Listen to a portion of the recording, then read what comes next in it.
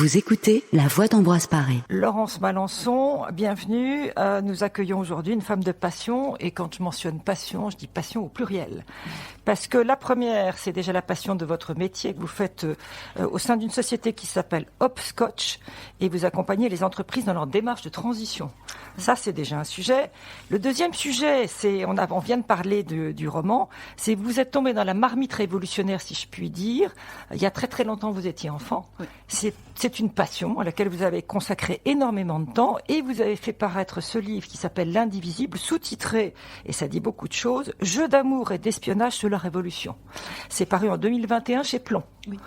Et il y a une troisième passion quand même qu'il est bon d'évoquer, c'est vous êtes une sportive accomplie, vous nagez 3 fois par semaine à la piscine de Boulogne-Billancourt dans le cadre de l'ACBB Triathlon et vous nous direz tout à l'heure à quel point c'est inspirant. Alors, la première chose que je voulais vous demander, c'est, il y a une petite anecdote vous concernant la célèbre boîte à livres organisée par la Voix d'Ambroise Paré qui se trouve dans le hall. Alors, racontez-nous. Merci Christiane de cette introduction. En effet, j'habite près d'ici et je sais qu'il y a une boîte à livres ici à Ambroise Paré. Et quand j'ai sorti L'Indivisible, il y a quelques mois, j'ai été poser 2 exemplaires de L'Indivisible dans la boîte à livres, dédicacés aux patients et aux soignants d'Ambroise Paré, en espérant leur transmettre ma passion de la Révolution. Et comme je reviens régulièrement poser des livres dans cette merveilleuse boîte à livres, j'ai vu qu'il n'y était plus. Donc je sais qu'il y a au moins 2 personnes parmi vous qui ont lu L'Indivisible. Et qui donc ont la chance de vous entendre aujourd'hui. Eh bien, aujourd'hui, je m'inspire de l'actualité artistique. Il y a une exposition importante qui a lieu à Amsterdam, en ce moment, dans le beau lieu qu'est le Rijksmuseum.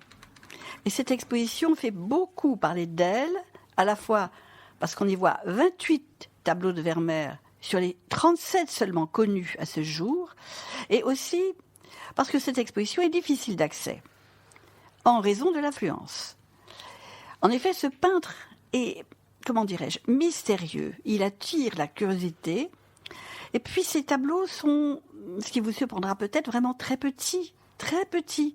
Ils font donc réguler l'affluence pour que chaque visiteur puisse approcher et contempler à l'aise tout de même. Les tableaux de Vermeer témoignent d'un monde tout à fait révolu, le XVIIe en Hollande.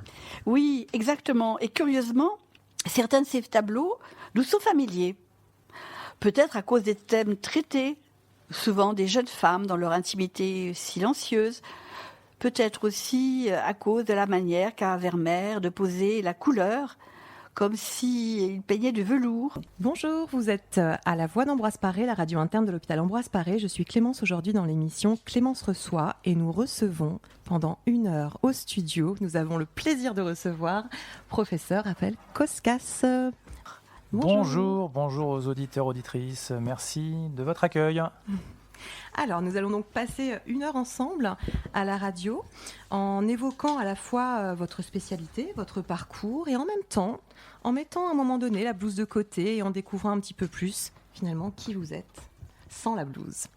Alors, tout d'abord, pour commencer, donc vous êtes chirurgien vasculaire à l'hôpital Ambroise Paré depuis plusieurs années. Depuis combien de temps exactement ? Ça fait 12 ans maintenant. 12 ans. Eh oui, le temps passe vite. Je me revois les premiers jours arrivés ici, les gens souriants d'ailleurs, c'est une des caractéristiques de cet hôpital. Hein. Ouais. Un peu la grande famille. Voilà. Ouais. Alors, parlez-nous de votre parcours. D'écolier à chirurgien, comment vous est venue la vocation ? Qu'est-ce qui vous a donné d'abord l'envie d'être médecin et puis après cette spécialité particulière ? Alors, d'abord, la chirurgie vasculaire, c'est une spécialité méconnue. Hein. C'est un peu une niche dans les spécialités médico-chirurgicales. Peu de gens, même peu de médecins, savent d'ailleurs à quoi ça correspond exactement. Donc, c'est pas une spécialité à laquelle on arrive, on va dire, par vocation naturelle. Souvent, il faut la découvrir en cours de route. Alors, on va dire que j'ai eu un parcours d'écolier assez classique, qui travaille bien à l'école, tout ça et tout. Et puis, au moment de choisir ce qu'il fallait faire en terminale, moi, mon père est médecin, en fait, ophtalmo. Maintenant, il ne travaille plus. Et je me suis dit, finalement, ne sachant pas trop quoi faire, j'ai baigné un peu là-dedans, j'aime bien l'idée de m'occuper des gens, tout ça, ça a l'air sympa, donc voilà ce qu'on va faire. Et je me suis lancé en médecine, mais au début, plus comme on va dire,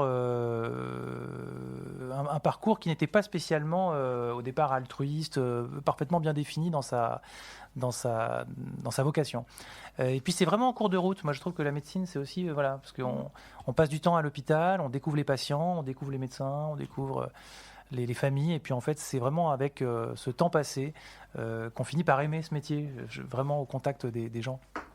Et donc finalement, la situation s'est reproduite à la fin de l'externat, parce que je ne savais pas quelle spécialité quoi faire, enfin je ne savais vraiment pas laquelle faire. J'aimais vraiment beaucoup de spécialités très différentes, j'aimais l'oncologie, j'aimais la pédiatrie, j'aimais la cardiologie, j'aimais la chirurgie. Et mon père ophtalmo me dit, bah, écoute, arrête de t'embêter avec tout ça, fais ophtalmo et puis tu reprendras mon cabinet, etc. Je me dis, bon, pourquoi pas, encore une fois, pas très décidé, bon, et puis finalement tout m'ira. Et alors pour le coup, j'ai choisi chirurgie, à l'époque c'était mixé avec l'ophtalmo, c'était dedans. Et en fait, en cours d'été, je suis allé le voir travailler. Et je me suis dit, mais en fait, c'est pas du tout ce que je veux faire. Mais alors, pas du tout, ça ne me plaît vraiment pas. Et donc, de fil en aiguille, à la rentrée approchant, je demande à un copain, je lui dis, bon, bah, alors, qu'est-ce qu'on fait ? Lui aussi était interne en chirurgie. Il me dit, écoute, fais de la chirurgie viscérale, c'est assez proche, on l'a appris à l'externat, c'est ça au moins on connaît. Donc là, je vais dans un service de chirurgie viscérale à Montfermeil. Et c'était un service en fait très général, dans lequel il y avait de la chirurgie viscérale, mais aussi de l'urologie, de la chirurgie vasculaire, de la chirurgie thoracique. Et alors là, pour le coup, j'ai vu un chirurgien vasculaire, on va dire à l'ancienne, qui a commencé à faire ses interventions, qui d'ailleurs sont beaucoup d'interventions qu'on ne fait même plus aujourd'hui. 20 ans plus tard, c'est des interventions qu'on ne voit plus. Et là, j'ai dit, c'est ce que je veux faire. Là, c'est sûr. Et en fait, à la minute quasiment où j'ai vu de la chirurgie vasculaire, c'était devenu une évidence. Et je l'ai confirmé après par un stage en 3e semestre. Puis après, ça ne m'a plus jamais quitté. Voilà. Donc, c'est vraiment ce qu'on appelle une spécialité de rencontre. Oui, voilà. Exactement. C'est une pas belle vraiment, histoire. Hein. Pas vraiment prévu à l'avance. Bon. Je suis très touché que vous ayez pensé à moi. Et comme j'ai dit tout à l'heure, je suis très admiratif de tout ce qui est fait à la radio d'Ambroise Paré par vous et tous les bénévoles. Donc voilà, félicitations. Continuez comme ça. Ça nous donne du sourire. Merci. Vous écoutez La Voix d'Ambroise Paré.